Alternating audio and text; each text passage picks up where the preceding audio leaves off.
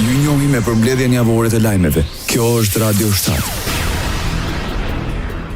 Autoritetet izraelite hapin përfundimisht pikën e kalimit Zikim në veri të ripit të Gazës për të lejuar hyrjen e ndihmës humanitare ndërkombëtare në territorin palestinez të shkatruar nga më shumë se 2 vite luftë. Kalimi Zikim ndodhet pranë zonave ku situata humanitare është kritike për shkak të operacioneve ushtarake të kryera atje. Hapja e kalimeve të drejtë për drejta në veri është thelbësore për të siguruar që ndihma e mjaftueshme të arrijë shpejt tek popullata e prekur, deklaroi Zyra e Kombeve të Bashkuara për koordinimin e çështjeve humanitare.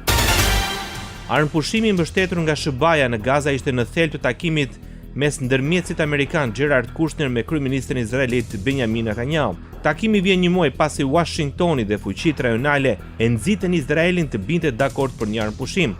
Bisedimet u përqendruan në disa nga elementet më të diskutueshëm të planit 20 pikësh të Trump për t'i dhënë fund luftës 2 vjeçare të Izraelit në territorin palestinez, sipas zëdhënëses së qeverisë izraelite, Shosh Bedrosian.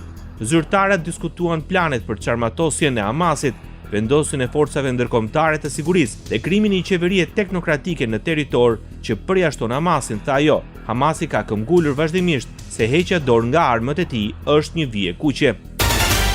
Izraeli është i vendosur të zbatojë marrëveshjet e armëpushimit në Gaza dhe Liban me grusht të hekurt. Kështu deklaroi kryeministri izraelit Benjamin Netanyahu në seancën plenare të parlamentit izraelit Knesset, duke shtuar se kjo do të zbatohet vetëm për sa kohë ekzistojnë këto marrëveshje, ndërkohë që parlamenti miratoi projektligjin për dënimin me vdekje për terroristët që vrasin qytetarët izraelit. Ky është votimi i parë nga 3 të nevojshme për miratimin përfundimtar të legjislacionit. Jemi në rrugën e duhur për të bërë histori, e premtuan dhe kemi mbajtur, ta ministri ekstremit të djathtë Itamar Ben Gvir në rrjetet sociale.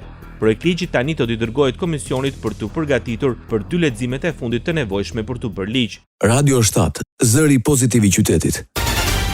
Bashkimi Evropian vijon mbështetjen financiare ndaj Ukrainës me 6 milion euro të tjera. Duhet të vazhdojmë të arrisim koston e luftës për Rusinë.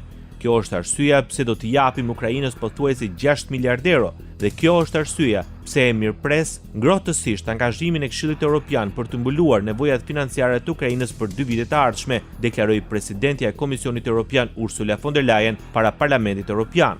Nga ana e tij, presidenti i Ukrainës Zelenski paralajmëroi përmes një postimi në Telegram se Rusia po përgatitet të nisë një luftë të madhe në vitin 2029 ose 2030 në kontinentin evropian. Merret sekretari amerikan i shtetit Marco Rubio deklaroi se ky vend po përballet me një ofensivë të shtuar ruse në Donetsk, por duke humbur 7.000 ushtar në javë. Arrihet marrëveshja politike për rikthimin e shërbimit të detyrueshëm ushtarak në Gjermani. Drejtuesit e grupeve parlamentare të CDU-s dhe CSU-s dhe SPD-s kanë rënë dakord se si do të organizohet shërbimi ushtarak. Marrëveshja u arrit pas konsultimeve mes ministrit të mbrojtjes Boris Pistorius dhe përfaqësuesve të partive të koalicionit.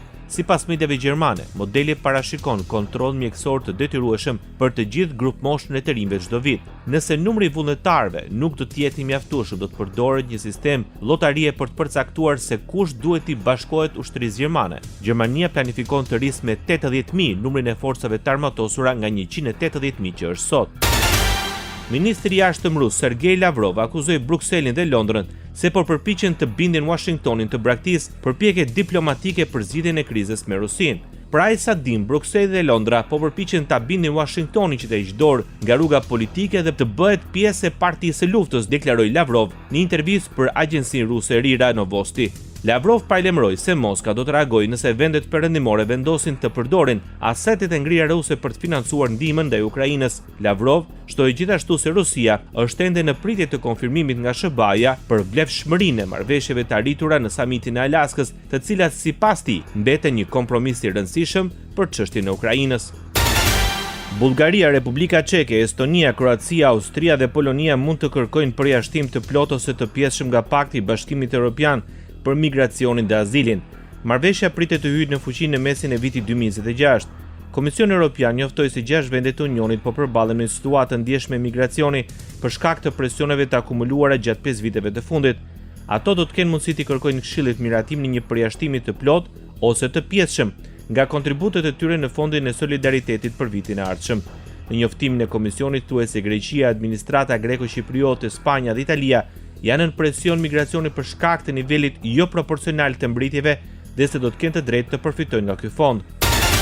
Presidenti Donald Trump kërkoi që kontrollorët e trafikut ajror të kthehen në punë ndërsa anullimet e fluturimeve të urdhëruara nga qeveria dhe mungesat e stafit të trafikut ajror vazhdojnë të shkaktojnë kaos në SBA.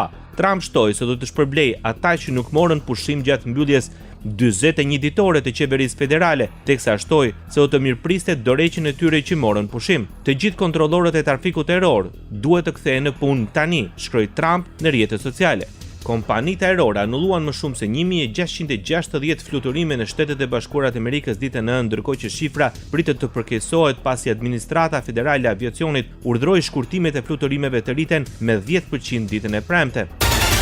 Zhbllokohet puna e qeverisë federale në Shtetet e Bashkuara të Amerikës. Senati votoi 60-40 për një hap të parë procedurial që mund të jap fund mbylljes. On this vote, the ayes are 60, the nays are 40. The bill as amended is passed. 8 senatorë demokrat votuan për herë të parë në favor pavarësisht kundërshtimit nga udhëheqësit e partive. Projekt ligji përfshin zgjatje e financimit federal deri më 30 janar, ndalimin e pushimeve nga punat të mbështetura nga Trump me masa që të mos përsëriten, si dhe financimin për kuponat ushqimor deri në vitin fiskal 2026.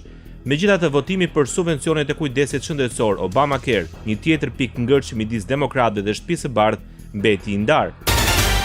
Presidenti Donald Trump kërkoi që kontrollorët e trafikut ajror të kthehen në punë ndërsa anullimet e fluturimeve të urdhëruara nga qeveria dhe mungesat e stafit të trafikut ajror vazhdojnë të shkaktojnë kaos në SBA. Trump shtoi se do të shpërblej ata që nuk morën pushim gjatë mbylljes 41 ditore të qeverisë federale, teksa shtoi se do të mirëpriste dorëheqjen e tyre që morën pushim. Të gjithë kontrollorët e trafikut ajror duhet të kthehen në punë tani, shkroi Trump në rrjetet sociale. Kompanitë ajrore anulluan më shumë se 1660 fluturime në Shtetet e Bashkuara të Amerikës ditën e ëndër, ndërkohë që shifra pritet të përkeqësohet pasi Administrata Federale e Aviacionit urdhëroi shkurtimet e fluturimeve të rriten me 10% ditën e premte. Ndoqet përmbledhjen javore të lajmeve. Kjo është Radio 7, zëri pozitiv i qytetit.